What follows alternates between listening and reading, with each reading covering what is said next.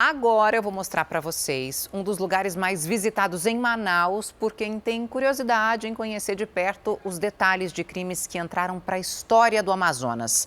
No Museu do Crime é possível encontrar objetos que contam histórias de casos policiais que marcaram época. O museu leva a denominação do crime ao castigo e fica nesse prédio tombado pelo Instituto do Patrimônio Histórico e Artístico Nacional, onde funcionou o Tribunal de Justiça do Amazonas até meados da década de 80. Os espaços foram preservados, até a mobília original. É indiscutível que os crimes despertam a curiosidade do grande público. Não à toa, histórias reais viraram sucessos de bilheteria nas telonas do cinema e em séries e filmes da TV. É verdade também que esses casos marcam a história de um lugar, um período. Aqui no Amazonas, tanta história assim se transformou em museu. O Museu do Crime. Todos os objetos encontrados no museu fizeram parte de processos criminais até os anos 2000 e estão à disposição dos visitantes, inclusive essas armas alemãs. Após a Segunda Guerra Mundial, as pessoas começaram a adquirir as armas diretamente da Alemanha, porque se espalhou o boato de que a Alemanha fabricava as melhores armas de fogo. Então essas aqui, em específico, elas vieram da Alemanha por conta disso. Uma história emblemática retratada aqui é o caso Delmo. Em 1952, o estudante de 18 anos, com a intenção de roubar a empresa do pai, matou o taxista que o levou até o local para não deixar testemunhas. Mas acabou vítima da até hoje conhecida justiça com as próprias mãos.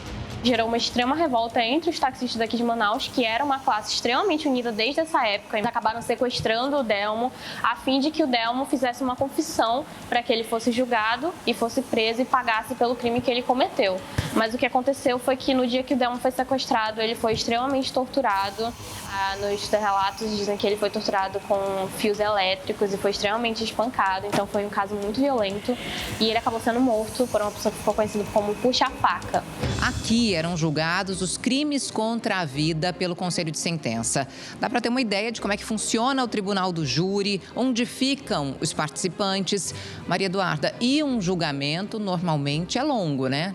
Sim, é um trabalho muito minucioso para analisar os casos, para que não haja erro. Normalmente, os casos demoram anos para serem resolvidos. Como é que funciona? Como é a disposição? Bom, aqui ficava o júri popular. Ele era decidido por meio de sorteio, são 7 pessoas no júri.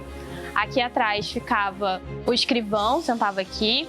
Aqui ficava o juiz na cadeira maior. Ao lado do juiz ficava uma pessoa da Defensoria Pública.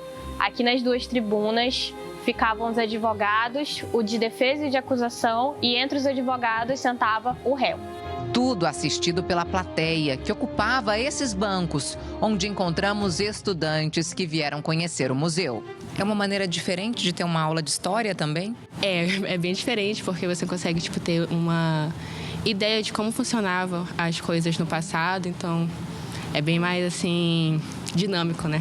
Hoje em dia, aqui são feitos júris simulados de faculdades e colégios. O júri, o crime, é um grande teatro e isso atrai o ser humano. Eu me sinto honrada como acadêmica em participar não só da teoria, mas também participar dessa vivência que é agora para nós.